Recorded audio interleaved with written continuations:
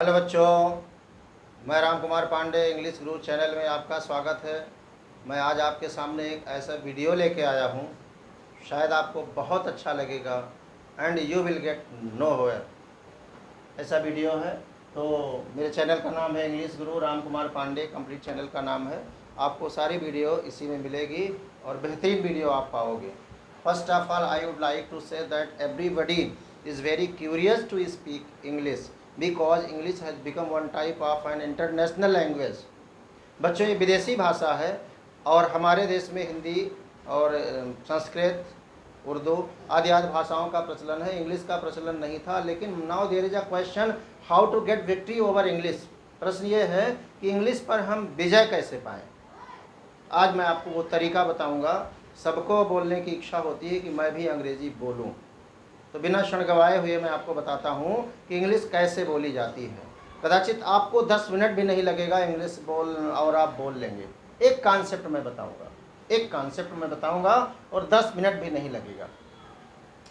पहले मैं लिखता हूं कि एक मार्कर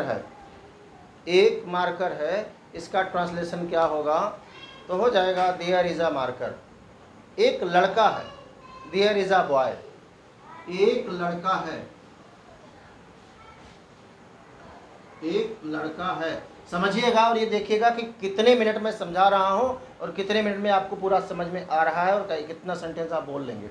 एक लड़का है, आप जानते हैं अ बॉय इज, ये इसका जो है जो लिखा है ये इसकी मीनिंग है, लेकिन ये सही नहीं है। क्या होगा, देयर इज अ बॉय। बच्चों, ये देयर का मतलब यहाँ वहाँ मत लगाइएगा, इस देयर का मतलब कुछ नहीं होता। Now there is a question why I am going to use there. There का प्रयोग मैं क्यों कर रहा हूँ, तो देयर का मतलब देयर का प्रयोग कहाँ होता है, देयर का प्रयोग जान लीजिए। अगर कोई पूछता है कि देयर का प्रयोग यहाँ पे क्यों हुआ है, किसके लिए हुआ है, तो बच्चों जानिएगा there is used when something denotes about to be और नॉट टू बी।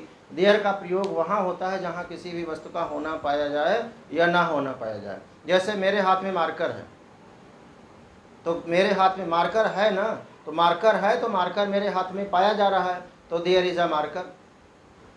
मेरे लेफ्ट हैंड में मार्कर नहीं है, there is no marker in my left hand. तो मार्कर है तो भी देर लगेगा, कोई वस्तु है तो भी देर लगेगा, कोई वस्तु नहीं है तो भी देर लगेगा। एक लड़का है, देयर इज अ बॉय। लड़का कहाँ है, वो दैट इज अनदर मैटर। मैं बोलूँ कि कमरे में एक लड़का है, तो there is a boy in the room. ठीक है, तो आपको इतना ही जानना है कि देयर का प्रयोग करना कहाँ पे है। तो देयर इज अ बॉय, एक लड़का है। देयर का प्रयोग आपने क्यों किया, किसी वस्तु का होना पाया जाता है। एक डस्टर है, देयर इज अ डस्टर। अब ये सेंटेंस आप बना ही रहे हो, ठीक है। एक दिन है, क्या बोलेंगे, there is a day. There is a day. अगर मैं बोलूं कि एक दिन होता है, क्या लिखेंगे, देयर इज अ डे।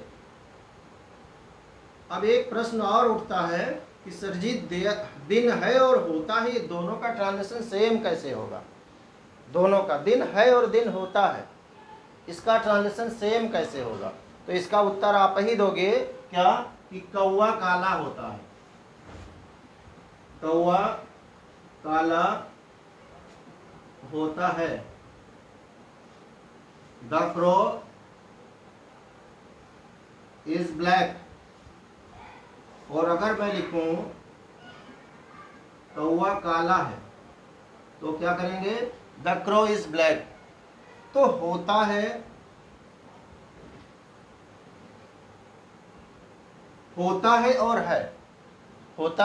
और है, ये दोनों का सेम होगा। होता है तो भी इज लगा और है तो भी इज लगा, तो होता है और है की मीनिंग सेम होगी। द क्रो इज ब्लैक, कौवा काला होता है, कौवा काला है। दूध सफेद है, द मिल्क इज व्हाइट, दूध सफेद होता है, the milk is white. Is that clear. तो दिन होता है, देयर इज अ डे। दिन है, there is a day. Is that clear, बात समझ में आई। अब देखिएगा, एक के लिए हम इस लगाते हैं, एक से अधिक के लिए आर लगाते हैं। देयर इज अ डे, दिन है, दिन होता है। कितने दिन होते हैं, एक दिन होता है। देयर इज़ वन डे, एक दिन होता है। 2 दिन होते हैं, there are 2 days.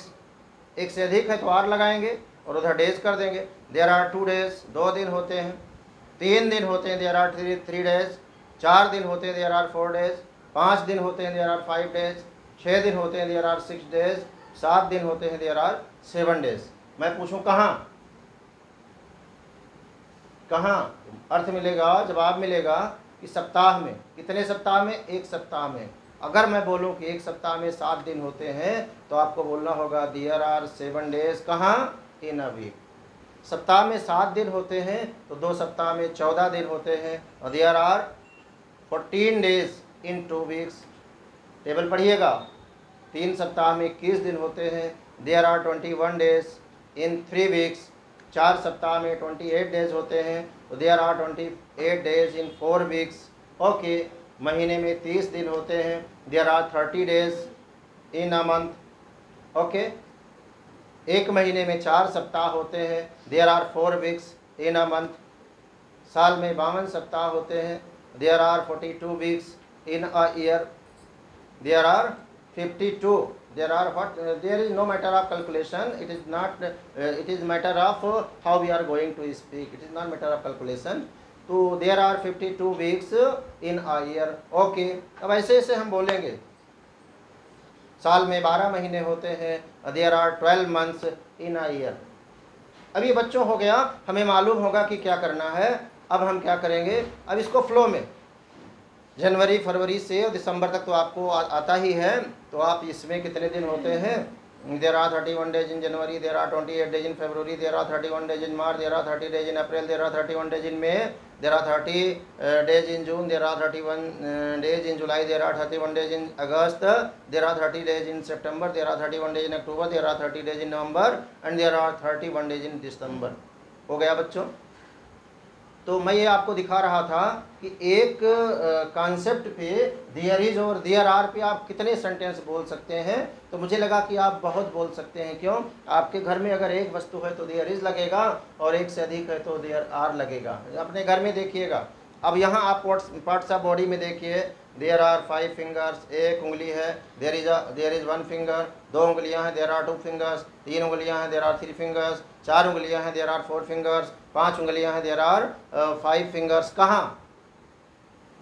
In my hand. किस हैंड में? In my right hand. तो there are 5 fingers in my right hand, there are 5 fingers in my left hand, there are 10 fingers in my both hand, there are 20 fingers in my body, there are 10 fingers in my legs. Okay. कितने parts of body में कितना बोल सकते हो? मैं केवल यही दिखाना चाहता हूँ कि मुश्किल से 10 मिनट के अंदर की क्लास में आप कितना बोल सकते हो, कितने सेंटेंस बना सकते हो। There are 2 ears in my body, there are 2 nostrils, there is 1 nose, there are 2 eyes, there are 2 lips, okay, there is 1 throat, there are 2 hands। कितना लिख सकते हैं? there are 2 legs। तो कितना लिख सकते हैं?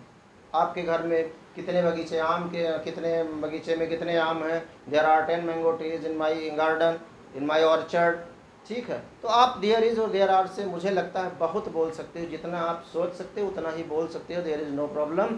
तो बच्चों ये मुझे यही दिखाना था कि अगर एक कॉन्सेप्ट आप एक दिन में चूज़ कर रहे हो तो सेंटेंस आप बोल सकते हो।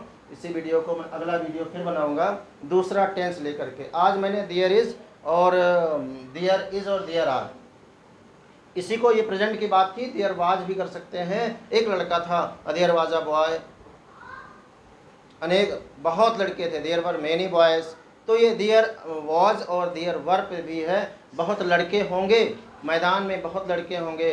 There will be many boys in the ground. ठीक है। तो विल बी ये तीनों टेंस में आप प्रयोग करेंगे। वाज एक के लिए और वर अनेक के लिए पास्ट में, और will be shall be future में होंगे के लिए।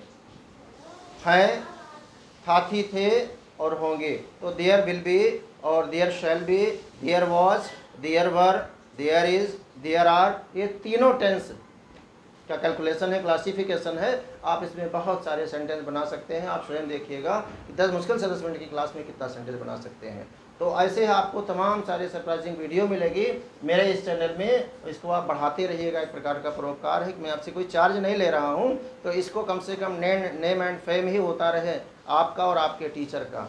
ठीक है, तो इसके लिए आपको क्या करना है, बार बार वही शब्द रिपीट करना, it will be not beneficial and better for me and for you. Okay, thank you for watching, have a nice time.